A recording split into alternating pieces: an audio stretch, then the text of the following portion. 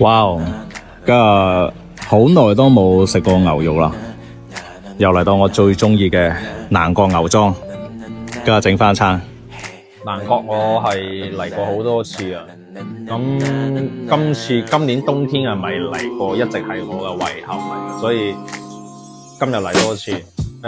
南國大家其實見到啦，即係點解我咁中意嚟南國咧？同埋我都建議大家如果可以嘅話，就兩中午過嚟啊，都係睇一睇到啊，佢個牛肉係10點鐘到，即係你所食到嘅牛肉係10點零鐘，如果你11點鐘過嚟，基本上牛肉到咗10幾分鐘，好新鮮真係，每日新鮮車過嚟，同埋大家可以睇到佢呢度嘅嘢。我點解咁中意嚟呢度咧？佢第一係飲料係好吸引，好多飲料飲，有天地一號啦，有維他奶。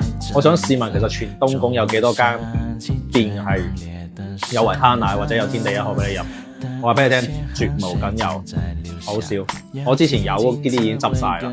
咁呢間店其實我係開張嘅第一日我已經過嚟食噶啦，即係我好記得啦，所以我食咗幾年噶啦，品質依然咁耐啦。所以自助餐啊放題咧都係最驚。